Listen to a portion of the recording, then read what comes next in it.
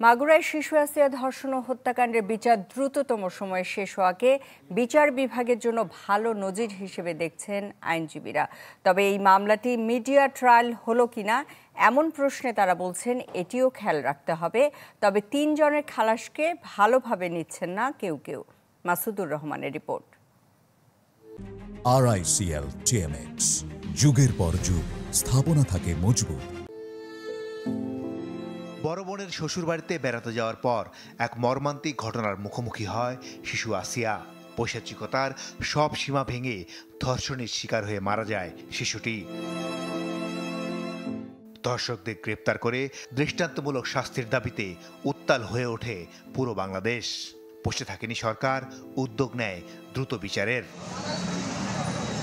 বিচার শুরুর মাত্র ২১ দিনে এ মামলার রায় ঘোষণা করলেন মাগুরার নারী ও শিশু নির্যাতন দমন ট্রাইব্যুনাল, যা বিচার বিভাগে অনন্য নজির। আইনজীবীরা তাই এমন দ্রুত বিচারে স্বস্তির নিঃশ্বাস ফেলছেন। বাংলাদেশের ইতিহাসে এটি একটি দৃষ্টান্তমূলক বিচার হয়েছে, যেখানে অতি দ্রুত প্রকৃত অপরাধীকে আইনের আওতায় আনা সম্ভব হয়েছে। এটি একটি বড় সাকসেস। বিচার ব্যবস্থার জন্য এটি একটি বড় উদাহরণ। তবে ৩ জন খালাস দেয়াকেও অস্বাভাবিক বলছেন কেউ কেউ। এই ধরনের ঘটনা ডিলে হয়ে হয়ে আলামত নষ্ট হয়ে যায়, কিন্তু এই প্রথম বাংলাদেশে ৩ মাসের মধ্যেই এই হত্যাকাণ্ডের বিচার হয়েছে এবং বিচারে প্রধান আসামির ফাঁসি হয়েছে। পাশাপাশি যাদেরকে খালাস দিয়েছে সেটিও একটি ভাবনার বিষয়। তাদের যদি সম্পৃক্ততা থাকে, তারা যদি অ্যাবেট করে থাকে, তাদের খালাস দেওয়া নিয়েও ভাবতে হবে।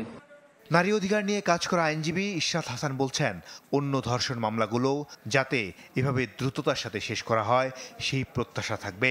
আমরা প্রত্যাশা করি যে একটা মামলা শুধুমাত্র জনগণের নজরে এসেছে দেখেই বিশেষভাবে এটাকে ট্রায়াল করে আপনারা ১২ কার্যদিবসে যদি রায় ঘোষণা করতে পারেন, তাহলে বাকি নাগরিকদেরও অধিকার আছে যে সঠিক সময়ে তারা বিচার পাবে।